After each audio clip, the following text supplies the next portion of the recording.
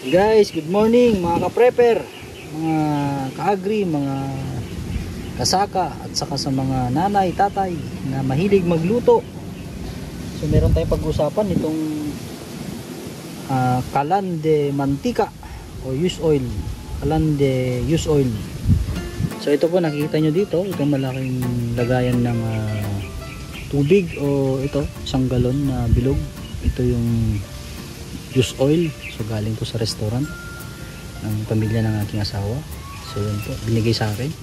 Good thing, pagka mahilig ka magluto ng prito, magagamit mo yung use oil o mantika na pinagprituhan. So libre, giging libre po tong gagamitin natin na pagkain ng kalan na to. Ito yung mantika. So yung pag bumili ka nito, may kasama ng blower, yung kasama yung controller nya. So yung tanong na iba, paano kung wala kang current source or kuryente sa lugar mo o pupuntahan mo? Halimbawa sa bukid, mag-picnic kayo doon o kakain kayo doon. At itong controller niya, nilagay ko sa link ng video na to. Meron kayong mabibili na ang outlet niya or yung saksakan niya is USB. So ang kailangan mo is power bank. Kahit maliit lang na power bank. At least yung mga normal lang ang size na power bank, pwede na po yun. Para at least kahit saan ka magpunta sa liblib na lugar o walang current source, kuryente is pwede mong gamitin pa rin tong kalan na to. Kasi kailangan natin ng blower para lumakas yung apoy ng kalan na yan. So ang kailangan din natin, tissue at saka lighter or karton. Kung wala kang tissue, karton. Ito guys.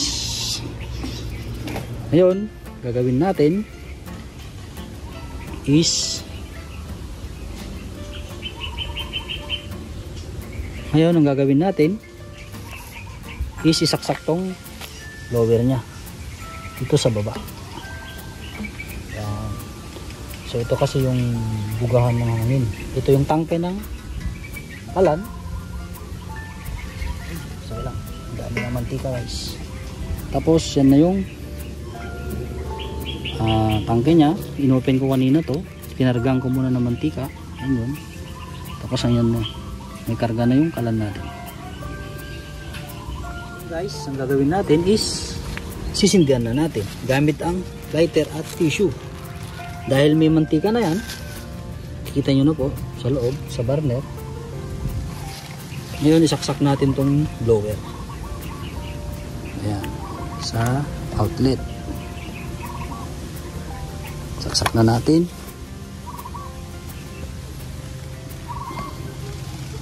Ito kasi ang gagawin natin muna is sisindihan natin to. So take note guys, ang burner o itong kalan, ilalagyan mo muna ng tissue sa ilublob mo sa mantika. Magsinding, ito yung sisindihan mo mamaya. Kailangan mong basahin, ilublob mo.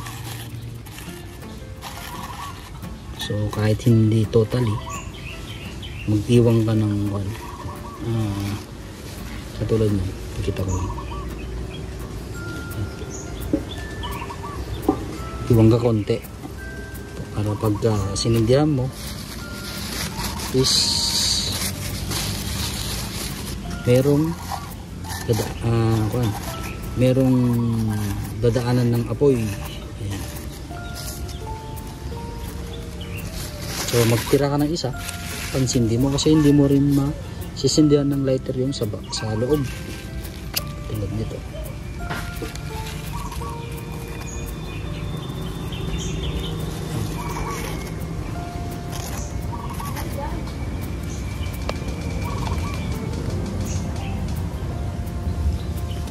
Hindi ng panungkit.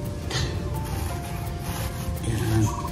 So kuha ka lang ng extra na tissue kung sakali mang mamatay ang apoy is meron kang gagamitin. So take note lang po, antayin lang natin na uminit yung mantika. So 2 to 5 minutes, yun lang kasi ang kwan dito. Para gusto mo mabilis na magkwan yung apoy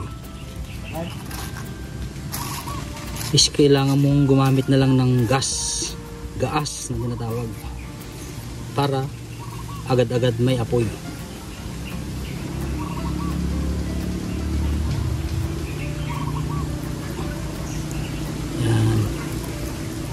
kailangan mong konting ilabas yung nakalublob na mayroong mantika para ng apoy.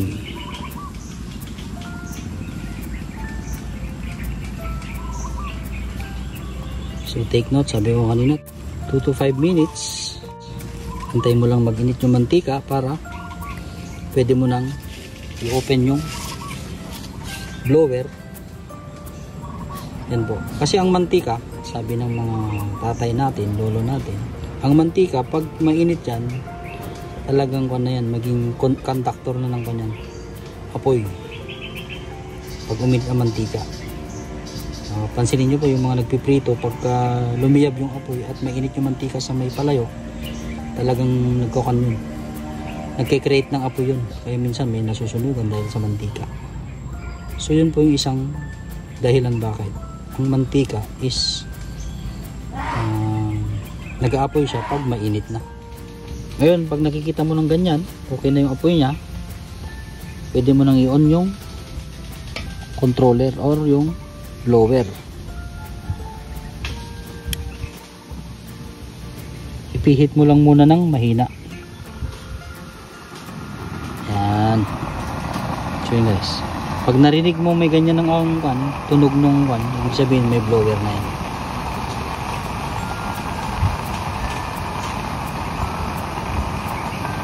Kasi mainit na yung mantika, mainit na rin yung kalan.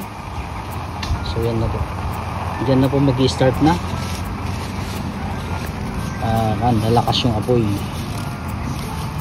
Ang kalan tulad nito parang diesel na sasakyan, kailangan pa initin muna before magamit mo talaga.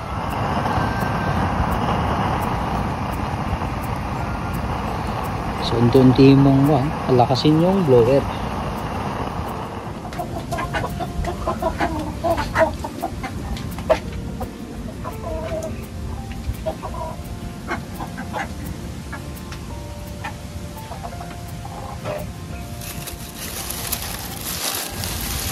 Kunin ko muna tong itlog mo, itong dalawa. Okay, isa lang, tapos isa dito. Tikman ko lang. Guys, so guys, so magluluto na tayo ng itlog. So ito na po yung dalawang kinuha natin sa kulungan ng manok, yung manok natin. Hindi muna tayong dalawa. Lagyan natin ng mantika.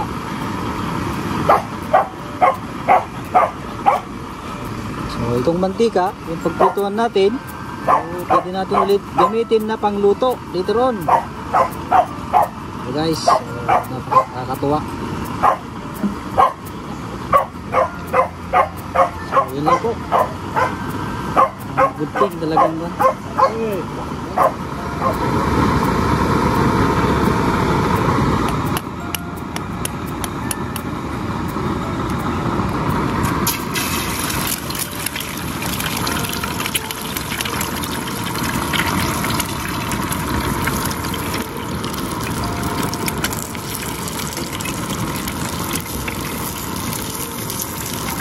Native itlog ng native na manok.